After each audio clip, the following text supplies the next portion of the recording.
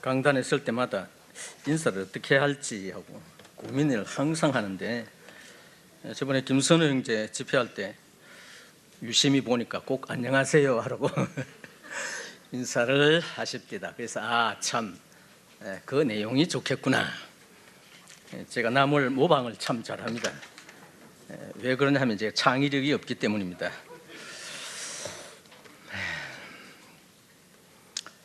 로마서 7장 6절 한 절만 일단 읽겠습니다.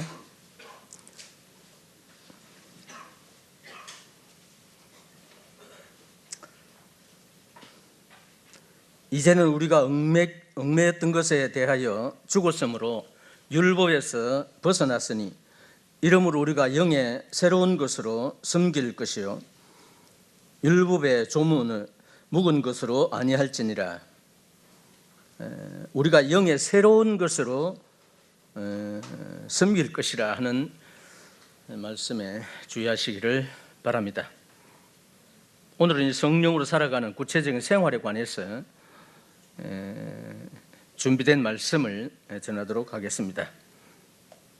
아들이 금요일날 왔다가 토요일날 갔는데 이 원고를 좀 보여줬더니만은 별로 신통찮게 이야기를 하더라고요. 왜냐하면 이 성령의 인도함을 받는 삶에 관해서 제가 설교를 여러 번 했기 때문입니다.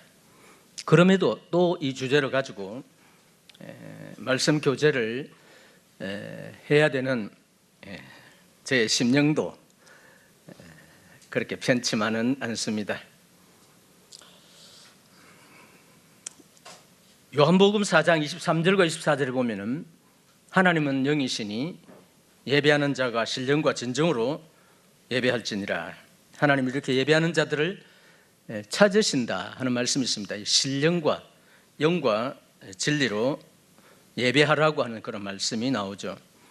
로마서 8장 1절에서 18절까지 보면 성령으로 말미암아 우리가 어떻게 성령의 삶을 사느냐 하는 부분도 다루고 있습니다.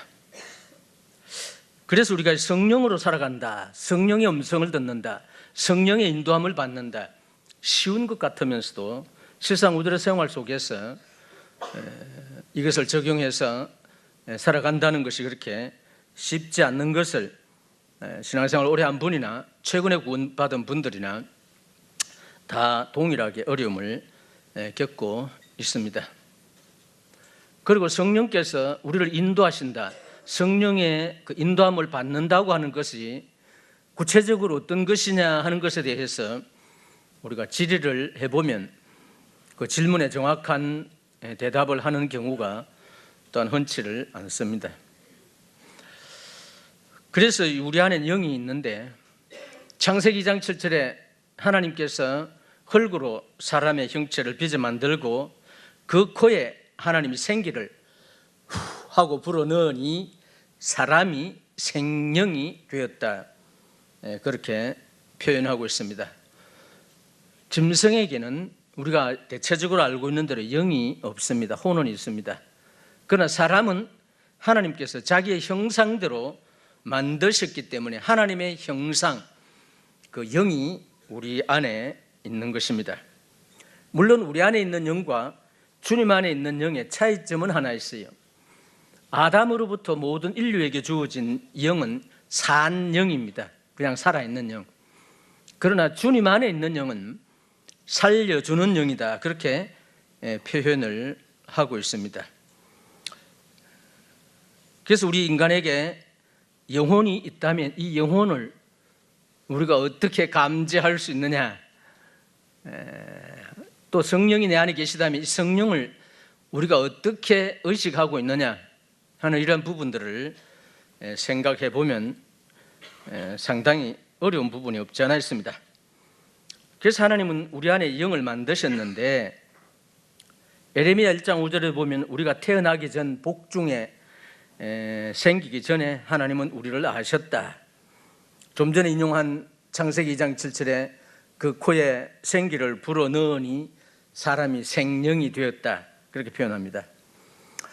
우리 모든 사람에게는 양심이라는 것이 있습니다.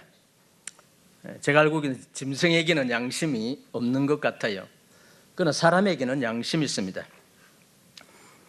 우리에게 양심이 있다는 것은 바로 하나님이 살아 계시다고 하는 증거다, 그렇게 표현을 할 수 있습니다. 디모데후서 1장 3절을 보면 내가 청결한 양심으로 섬겨온 하나님, 그렇게 표현도 나와 있고, 잠언 20장 27절에 보면 사람의 영혼은 여호와의 등불이다, 우리들의 영혼이 여호와의 등불과 같다, 그렇게 이제 표현을 해주고 있습니다. 그래서 우리의 양심은 우리의 생활을 비춰주는 하나님의 등불과 같다, 그렇게 우리가 이해할 수가 있습니다. 하나님은 우리의 상태를 파악하기 위해서 하나님은 우리의 양심을 들여다보고 계시는 것입니다. 하나님은 우리의 말과 행동보다는 어떠한 존재인가 하는 것에 더 관심이 있습니다. 우리가 교회 안에서 주님의 일을 하다 보면 이 일 중심으로 일을 할 때가 많이 있습니다. 그러나 하나님은 우리가 어떠한 일을 얼마나 많이 했느냐 보다는 우리가 하나님 앞에서 어떠한 존재, 어떠한 사람, 어떤 성도냐 하는 것에 더 관심이 많으십니다. 그래서 이 양심은 이 하나님이 계시다고 하는 것에 대한 좋은 표적이 되는 것입니다. 하나님은 영이시고 또 우리의 양심 역시 영에 속해 있습니다. 들어도 자꾸 어려울 수도 있습니다. 끝까지 들으면 해답이 나올 수가 있을 것입니다. 성경은 누구든지 읽어서 평범하게 이해할 수 있도록 기록되어 있어요. 성경에 세계적으로 난해한 구절이 몇 곳 있습니다. 그곳을 제외하면 일반적으로 마태복음에서 요한계시록 전까지 구원받은 성도들을 쭉 읽어 나가시게 되면 계속 물론 성경을 많이 읽는 분들, 또 스스로 성경을 상고한 분들은 그 말씀의 의미가 무엇인지 이해하는 데 그렇게 어렵지를 않습니다. 대단히 평이한 내용으로 기록이 되어 있어요. 우리 주님께서도 너희가 성경에서 영생을 얻는 줄 생각하고 성경을 상고하거니와 이 성경이 곧 내게 대하여 증거하는 것이다. 하나님은 성경책을 통해서 예수 그리스도를 우리에게 증거하고 나타내 보이기를 원하셨습니다. 그래서 누구든지 이 성경을 통해 주님을 발견할 수 있고 또 누구든지 성경을 쭉 열심히 상고하시면 이해하는 데 별로 어려움이 되지 않는다고 하는 사실입니다. 그래서 이 양심은 우리의 생활을 심판하는 대법관과 같다, 그렇게 표현을 합니다. 양심이 있으므로 내가 어떤 행동한 것에 대해서 그것이 옳은 것이냐 옳지 않는 것이냐 하는 것에 대한 판단을 해준다, 이 말입니다. 남들이 구태여 나를 판단하거나 단죄하지 않더라도 우리 스스로 어떤 행동을 했었을 때, 어떤 생활을 했었을 때, 어떤 마음을 품었을 때 이것이 과연 하나님이 원하시는, 아니 성령께서 인도하시는 것이냐 하는 것을 알려면 우리들의 깊은 양심의 소리를 듣게 된다면 그 양심은 우리로 하여금 올바른 길로 인도해 주신다고 하는 것입니다. 그래서 우리의 잘못을 지적하며 우리가 좋아하든 싫어하든 진실을 말해주는 것이 양심이라고 하는 것입니다. 그래서 고린도후서 7장 1절에 너희 마음을 깨끗하게 하라, 다시 말해서 너희 양심을 깨끗하게 보존하고 지키라 하는 그런 의미로 이해될 수가 있습니다. 로마서 14장 22절을 보면은 자기의 옳다는 바로 자기를 책하지 않는 자가 복되다 하는 어떤 의미에서 대단히 난해한 것 같은 그런 말씀이 있습니다. 신앙 안에서 오래 살아가는 또 실제적으로 주님 안에서 영의 해방을 맛본 많은 그리스도인들은 자기가 하는 행동에 대해서, 자기가 하는 생활에 대해서 스스로 질책하거나 책하지 않는다는 것이죠. 그래서 자기 옳다는 바로 자기를 책망하지 않는 자가 복되다고 하는 의미는 그가 그 양심을 따라서 행하기 때문입니다. 양심을 거스르게 될 때는 많은 책망할 것이 나올 수가 있겠죠. 그래서 그리스도는 모름지기 양심을 따라 행하는 것이 대단히 필요하다는 것입니다. 만약에 우리가 양심이 이끄는 대로 생활을 하게 된다면 대단히 바른 삶을 살 수가 있습니다. 고린도전서 8장과 10장에 보면 우상의 제물을 먹는 것에 대한 양심의 문제를 언급하고 있는데 대단히 우리로 하여금 시사하는 바가 있습니다. 저는 제사 또 어떤 우상의 제물이든지 간에 제 혼자 있을 때는 기도함으로 그것을 먹을 수 있는 자유가 있습니다. 양심에 거리낌이 없어요. 왜냐? 하나님이 주신 모든 만물들은 다 깨끗하기 때문에 기도로 거룩해진다는 말씀이 있어요. 우리 스스로가 또한 율법에는 부정하고 정한 음식이 많이 구분이 되어 있습니다. 그러나 신약에서는 우리에게 그렇게 구분하고 있지는 않습니다. 물론 사도행전 15장에 몇 가지 우상의 제물과 목매어 죽인 것과 피를 멀리하라, 그렇죠? 이런 말씀이 나오고 있습니다. 이것은 유대인이 대체적인 그때 초대교회 성도들이었을 때 이방인이 주님 앞에 들어오고 나니까 그들이 과연 우리가 어떻게 무엇을 먹으면 어떻게 생활해야 될 것이냐는 이런 논쟁이 있었을 때에 파송됐던 사도들이 예루살렘에 돌아와서 예루살렘에 있는 사도들과 장로들이 회의를 하고 있죠. 그래서 우리가 무엇을 이방인들이 돌아왔을 때 어떻게 할 것이냐, 피와 목매어 죽인 것과 음행을 멀리하게 하자. 그 외의 것들은 이미 각 지역마다 회당마다 하나님의 말씀을 전하는 분들이 있으니까 그 말씀을 따라가면 된다는 이러한 내용들이 나와 있습니다. 그런데 고린도전서 8장에 보면 내가 우상의 집에 앉아서 음식을 먹을 수 있는 자유는 있는데 그렇지 않는 믿음이 연약한 자는 우상의 제물 저거 먹으면 안 된다, 저건 죄가 된다고 생각하는 성도가 있다면 내가 가지고 있는 양심일지라도 이것은 내 것이 아니다, 그렇게 표현하고 있어요. 내 마음대로 해서는 안 된다는 거예요. 왜? 믿음이 연약한 자를 위해서 금할 거는 금하라고 하는 이런 말씀들이 나옵니다.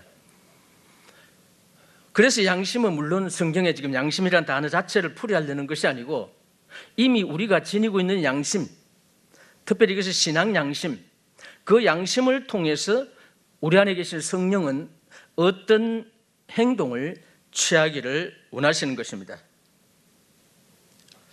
로마서 2장 13절에서 16절까지를 찾아서 함께 보시겠습니다.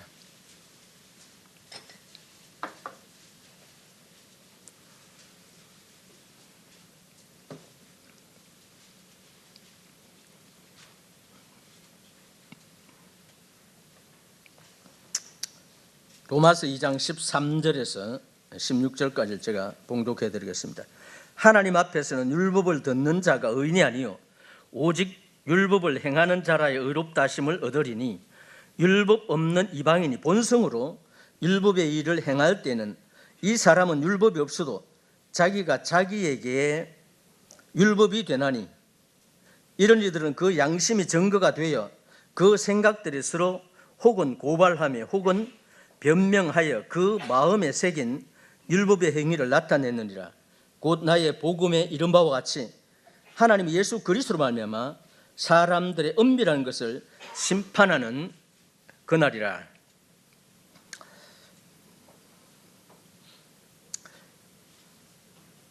율법 없는 이방인이 유대인들과 함께 유대인다운 삶을 살기 위해서 율법을 행하게 된다면 그 율법이 또한 자기에게 올무가 된다고 하는 그런 말씀들로 나와 있습니다. 그래서 우리의 양심은 우리의 존재의 가장 깊고 엄밀한 곳에 차지하고 있죠. 그 양심은 모든 것을 아는 이 최고의 법정이다, 그렇게 표현도 하고 있습니다. 양심은 언제나 우리가 해야 될 일과 또 하지 말아야 될 일들을 명하고 있습니다. 물론 이 양심은 하나님을 믿는 사람이건 믿지 않는 사람이건 양심은 다 가지고 있습니다.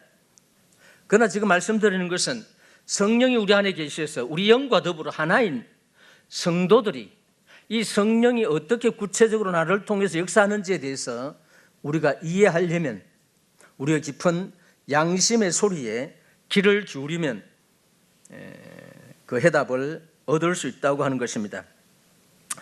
성령으로 향한다는 것은 결국은 주님과 계속해서 대화를 나누는 것입니다. 주님과 대화를 나누기 위해서 우리들은 하나님의 말씀을 열심히 상고하고 읽어야 되고 들어야 되는 것입니다. 성령은 하나님의 영이십니다.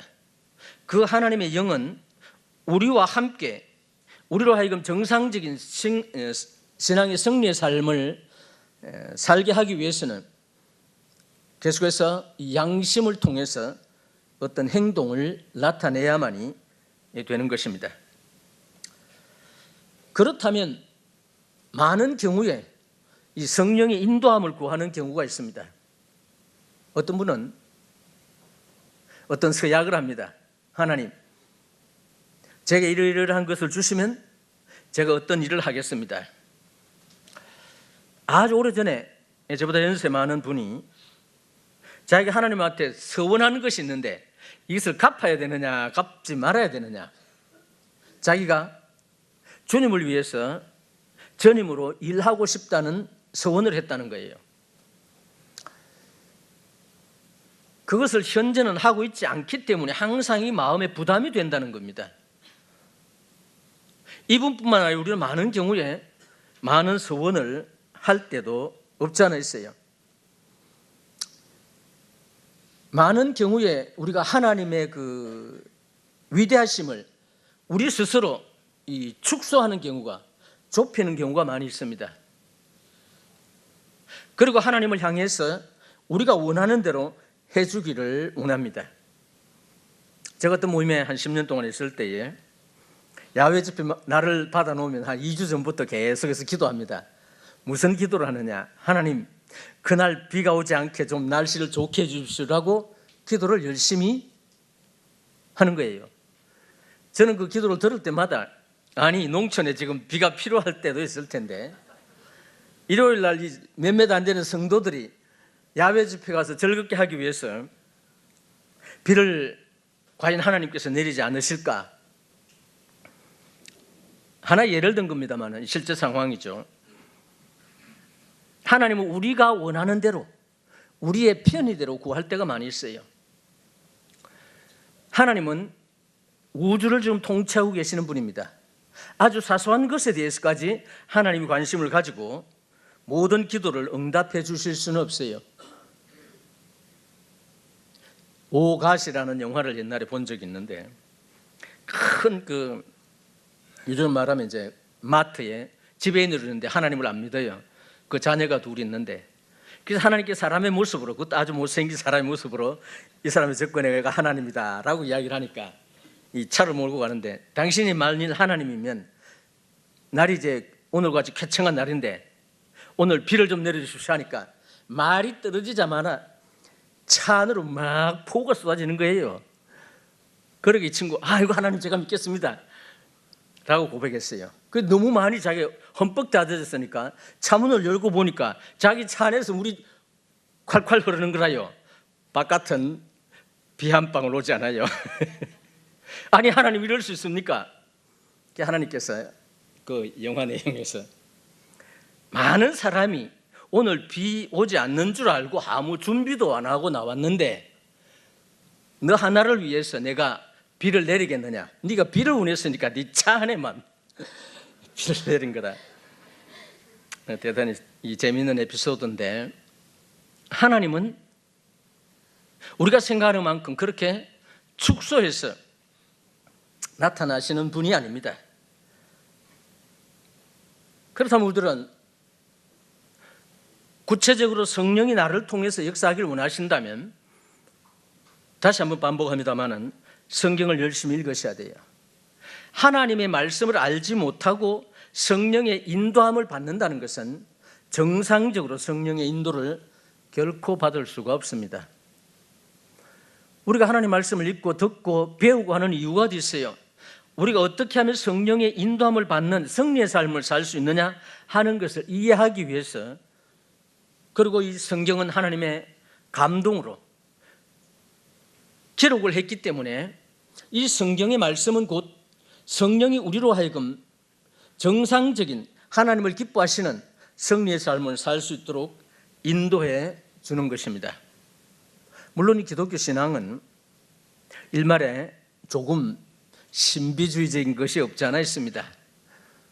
예를 들면 우리가 예수 그리스도를 처음 믿을 때에 전혀 안 믿어졌던 어떤 이 상태에서 복음을 쭉 듣게 되었을 때 결정적으로 믿게 되는 경우가 있습니다.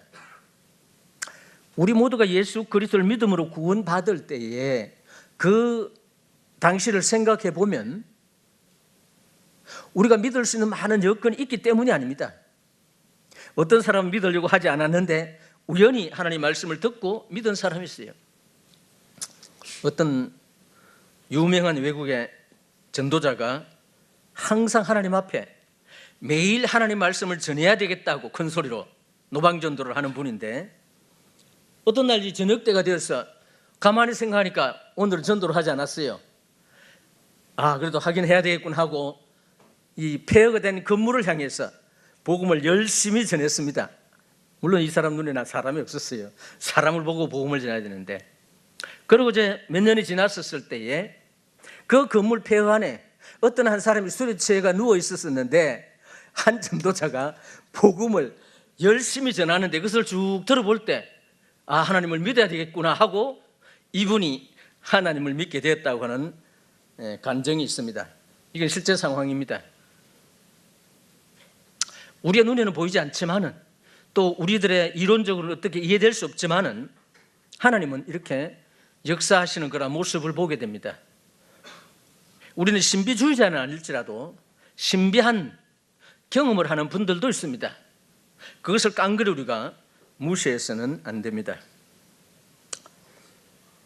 제가 구원받은 한 60년이 지나면서 이 모임에 쭉 생활하면서 우리들이 이제 탑없이 여기는 몇몇 가지가 있어요. 방언을 하는 문제, 병 고치는 문제, 이런 부분들이 있어요. 그런데 혹 어떤 사람들은 실제로 기도해서 병을 고치는 사람도 있고, 또 제가 알고 있는 어떤 분은 구원받은 그리스도인인데 집회 때 마지막 기도할 때 이분이 방언을 하는 것을 들은 적이 있었습니다. 고린도전서 13장에 예언도 거치고 방언도 거치고 그렇죠? 하는 말씀을 인용해서 방언도 없어졌고 예언도 없어졌고 또 병 고치는 은사도 없어졌다고 하는 분들도 계십니다. 그 분별이 다 잘못됐다는 것은 아닌데, 우리가 경험하지 않는다고 해서 하나님께서 그와 같은 방법으로 역사하지 않는 것은 아닙니다. 그러면 우리가 지금 현 시점에서 성령의 인도하심과 역사를 우리가 어떻게 이해돼야 되느냐? 하나님 말씀을 상고하고 하나님 말씀이 우리 속에 거해야 되는 것입니다. 그러고 나면 우리가 어떤 행동을 할 때 또 어떤 일을 하게 될 때에 성령은 우리에게 들려진 그 말씀을 통해서 우리에게 응답해 주시는 것입니다. 그런 거로 모름지기 이 승리의 삶을 살기 위해서, 성령의 인도함을 받기 위해서 하나님의 말씀을 열심히 상고하시고 그 다음 우리 양심의 소리에 귀를 기울이시면 우리는 정상적인 그리스도인의 승리의 삶을 사실 수가 있습니다.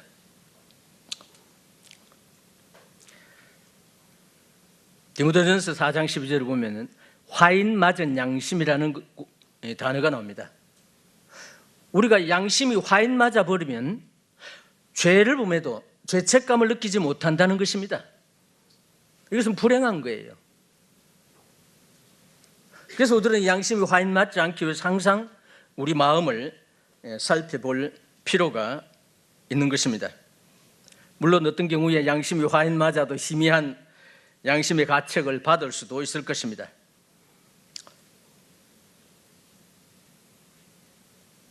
요한일서에 보면은 사망에 이르는 죄와 그렇지 않는 죄에 대해서 말씀을 하고 있는 부분도 있습니다.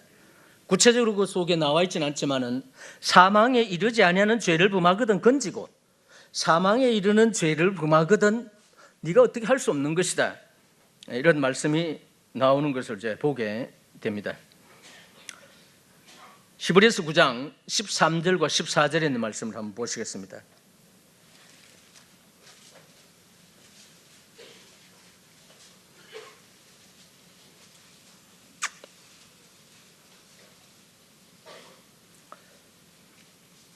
염소와 황소의 피와 및 암송아지의 죄를 부정한 자에게 뿌려 그 육체를 정결하게 하여 거룩해 하거든. 하물며 영원하신 성령으로 말미암아 흠없는 자기를 하나님께 드린 그리스도의 피가 어찌 너희 양심을 죽은 행실에서 깨끗하게 하고 살아계신 하나님을 섬기게 하지 못하겠느냐. 예수의 피는 우리들의 깨끗하지 못한 양심조차도 깨끗하게 해주신다는 것입니다. 그리스도의 피가 어찌 너희 양심으로 죽은 행실을 깨끗하게 하고 살아계신 하나님을 섬기게 못하겠느냐. 우리가 만찬 예배를 드릴 때 그리스도의 피나 주님의 그 십자가의 희생이 의미하고 있는 바를 성경 전체를 통해서 여러 부분으로 우리가 음미해 봅니다. 오늘도 이 말씀을 언급한 분들이 계십니다만은 주님이 십자가에 피 흘려 돌아가심으로 더럽혀진 우리들의 양심을 깨끗하게 하셨어요. 그리고 깨끗한 그 양심을 통해서 하나님을 섬길 수 있도록 해주셨다는 것입니다. 그래서 그리스도는 모름지기 양심대로 사는 것이 필요합니다. 쉽지 않죠. 그러나 우리 안에 계신 성령은 우리로 하여금 우리의 양심을 따라 생활할 수 있도록 도와주시는 것입니다. 에스겔서 36장 26절과 27절을 보면은 주님께로 우리가 돌아가게 되면 화인 맞은 우리들의 양심을 새롭게 해 주셔서 우리로 하여금 하나님의 인도하심을 받는 삶을 살 수 있도록 도와준다는 거예요. 주의 영이 우리를 모든 진리 가운데로 인도해 주신다고 하는 것을 우리가 이해하시기를 바랍니다. 갈라디아서 5장 25절에는 우리가 성령으로 살면 성령으로 행하라. 영으로 행한다는 것은 계속해서 주님과 대화를 나누는 것입니다. 대화한다는 것은 결국은 영으로 기도하고 영으로 대화를 나누는 것입니다. 고린도전서 14장에 보면 이 방언에 대한 부분이 나와 있습니다. 그리고 예언에 대한 부분도 나와 있는데, 방언하는 사람은 사람에게 하는 것이 아니요 하나님에게 하는데, 특이한 것은 방언을 하는 본인도 방언의 그 내용을 모릅니다. 그래서 교회 안에 초대교회에는 수많은 방언하는 사람들이 있었어요. 이때 이 질서를 잡기 위해서 하나님께서는 성령을 통해서 사도 바울에게 고린도전서 14장을 기록하게 하셨습니다. 교회 안에서 방언을 하려거든 통역자가 있어야 된다. 그런데 또 어떤 교회는 방언을 하게 될 때 자기가 방언하고 자기가 통역하는 분들도 있다고 합니다. 이건 성경에 말하고 있는 원리와는 맞지 않습니다.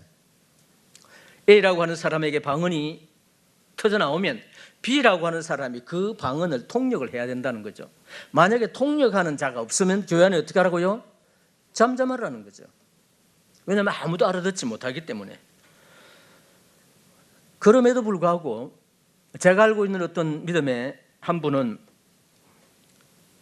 오랫동안 기도할 때에, 이분은 보통 2시간씩 3시간씩 제가 알고 있는 분입니다. 기도를 쭉 하다 보면 한 2시간 하니까 기도가 다 중단이 되더라는 거야. 다시 말해 기도할 건 다 했어요. 그때쯤 돼서 이제 방언이 터지더랍니다. 그리고 방언으로 기도했을 때 그 영혼이 대단히 심령의 평안함이 있고 자유함이 있고 축복을 받는다고 하는 이야기를 제가 직접 그분에게 들었어요. 물론 개인 기도였습니다. 그러면 이분의 이 방언이 잘못됐다고 우리가 말할 수 있겠느냐? 저는 그렇지는 않아요. 이 방언이라는 영으로 기도하는 것입니다. 그러한 특별한 경우도 있을 수 있다는 것이죠. 그리고 영으로 행한다는 것은, 성령의 인도함을 받는 것은 일시적인 것이 아닙니다. 지속적으로 우리가 그것을 인도가 필요한 것입니다. 그래서 이제 성경은 영으로 행하는 자는 하나님의 아들이다. 성령이 친히 우리 영으로 더불어 우리가 하나님의 자녀인 것을 증거하시나니, 자녀이면 또한 울사 곧 하나님의 울사여 그리스도와 함께한 울사니, 우리가 그와 함께 영광을 받기 위해서는 주님과 함께 고난도 받아야 된다. 우리 안에 계신 성령은 우리 영으로 더불어 우리가 하나님의 자녀인 것을 증거하신다는 겁니다.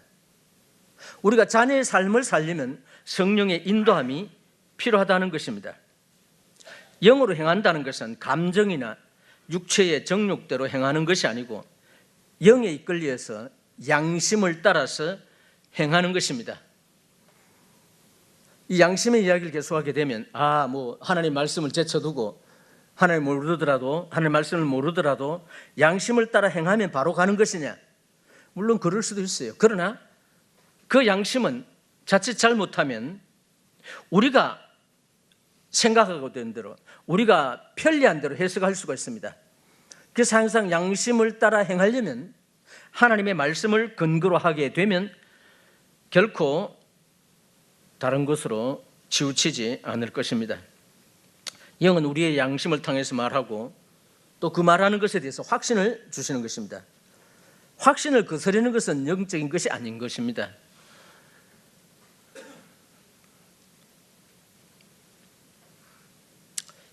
그래서 확신대로 순종하면, 다시 말해서 우리에게 보여준 하나님의 말씀 또 그것에 대해서 확신이 선다면 그 말씀대로 행하게 되면 우리들은 마음의 평화도 오고 승리의 삶을 계속 살 수가 있습니다.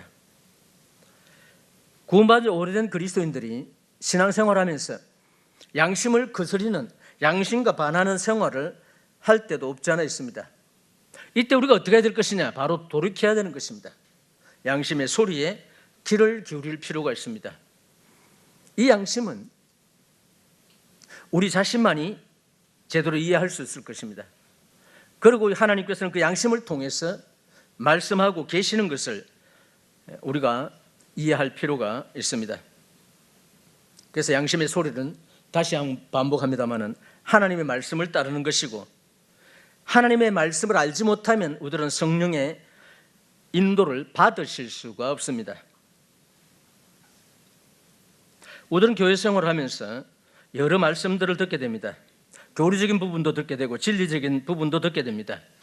또 어떤 것은 대단히 난해한 부분에 대한 이해도 우리가 말씀을 통해서, 교회를 통해서 듣게 됩니다. 일반적으로 신약교회 원리대로 행하는 우리들의 모임은 하나님의 말씀을 이해하는 데 하나의 기준이 있습니다. 그것은 세대주의 해석법이라고 하는, 성경을 이 시대별로 이렇게 나누어서 해석을 하는 것입니다. 전 세계적으로 우리들의 모임에서는 일단은 세대주의 해석법을 받아들이면서 그 해석법에 의해서 하나님의 말씀을 강해하고 풀이하고 있습니다. 그렇다고 해서 우리가 세대주의자가 되라는 것은 아니고, 또 우리들은 세대주의자도 아닙니다. 성경을 보다 정확하게 이해하기 위해서 어떤 해석법을 따르느냐에 따라서 상당히 많은 차이가 있기 때문입니다. 그래서 교회 안에서 우리가 어떤 교리적인 부분을 이야기하게 될 때에 또한 그것에 대해서 올바른 이해를 하기 위해서는 대체적으로 문제된 성도들이 분별하고 있는 대로 따라가면 결코 잘못된 분별이 아닌 것입니다. 60년 동안 이제 구원받고 나서 이 모임에서 쭉 생활하면서 여러 유형의 성도들을 만나고 또 그 여러 유형의 메신저들을 만나면서 그분들이 전거되는 말씀을 쭉 취합을 해보면 대체적으로 그 가운데서 이 공통점을 찾아낼 수가 있었습니다. 우리가 어떤 말씀을 깨달았다고 했었을 때에 그 한 말씀에만 치우치게 되면 우리들은 잘못 걸어갈 수도 있습니다. 성경은 우리가 생각하는 것보다 더 다양한 분야를 다양하게 우리에게 설명해 주고 있습니다. 그런 거로 내 분별이 서로 맞을지라도 내 분별과 다른 분별을 이야기하는 분이 있으면 우리가 참고할 필요는 있습니다. 우리들은 무조건 하고 내 분별과 맞지 않으면 거부부터 먼저 하는데, 그러기보다는 사도행전 17장 11절 베드로 사람들은 데살로니가에 있는 사람보다 더 신사적이어서, 우리들의 번역에는 너그러워서 말씀이 그러한가 해서 날마다 성경을 상고했다. 우리가 취할 태도는 강단을 통해서 전거되는 하나님의 말씀이 맞는지 안 맞는지 알기 위해서 먼저 경청할 필요가 있다는 거예요. 그 다음에 집에 가서 조용히 그 말씀들을 다시 한번 상고해 보라는 겁니다. 그러면 증거되는 그 말씀이 제대로 증거됐는지 그렇지 않는지를 분별해낼 수 있다고 하는 것입니다. 베레아 사람들은 이 일에 능통했다는 것입니다. 연저교회 성도들도 누가 말씀을 전하든지 간에 비판하는 자세를 먼저 가지기보다는 일단은 말씀을 받아들이고 과연 그것이 그러한 것인지에 대해서 성경을 대조하면서 성경을 상고해 보시면 증거된 말씀이 맞는지 맞지 않는지를 우리가 이해하실 수가 있습니다. 오늘 증거된 말씀도 마찬가지입니다. 그래서 우리가 한쪽으로 치우치지 말고 또 내가 깨닫고 있는 바가 전부라고 생각하지 마시고 다른 분의 분별도 받아들이면서 그중에 가장 하나님께서 우리에게 전하기를 원했었던 내용이 무엇인지에 대해서 관심을 가지면 우리는 결코 잘못된 분별을 하지 않을 것입니다. 우리가 하나님 말씀을 상고하면서 또 교제하면서 가르침을 받으면서 과연 내가 깨닫고 있는 바가 올바른 것인지 그렇지 않는 것인지에 대해서 대조 분석해 보시기를 바랍니다. 다시 말씀드려서 우리 안에 있는 양심은 우리로 하여금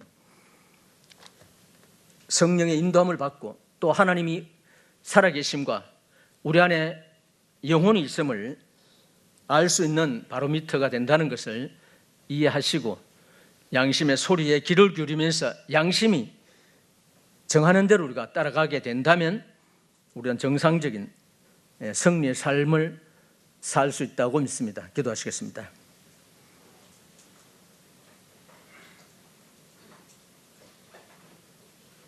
하나님 아버지, 우리가 신앙생활하면서 대단히 어려운 많은 부분을 접하게 됩니다. 또한 이해하기 어려운 말씀들도 우리가 들을 때가 있습니다.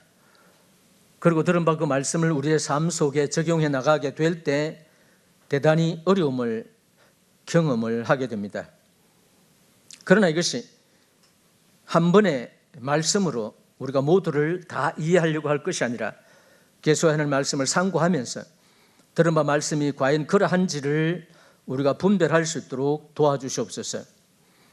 특별히 말씀을 연구하는 많은 젊은이들이 어떤 한쪽으로 치우치는 그런 오류를 범하지 않도록 도와주시고 이 모임의 정체성을 훼손하지 않는 범위 내에서 말씀을 잘 이해하고 분별하고 연구해 나갈 수 있도록 주께서 도와주시옵소서. 연저교회가 추구하고 있는 바가 주께서 아시오매 신학교의 원리대로 행하는 이 모임의 정체성을 우리가 훼손하지 않도록 도와주시고 모든 믿음의 선진들이 우리에게 들려준 말씀들을 우리가 우리의 삶 속에 잘 적용해 나갈 수 있도록 주께서 인도해 주옵소서. 그리고 우리에게 주신 깨끗한 양심을 통해서 양심에 따라 생활할 수 있도록 도와주시옵소서. 결코 우리가 양심에 거스리는 삶과 행동이 나타나지 않게 되기를 바랍니다. 주님도 우리의 깨끗한 양심을 원하셨습니다. 이와 같은 깨끗한 양심을 통해 주님을 섬겨갈 성도를 섬길 수 있는 모든 성도들이 되실 수 있도록 주께서 인도해 주옵소서. 모든 말씀 예수님의 이름으로 기도해 싸움나이다. 아멘.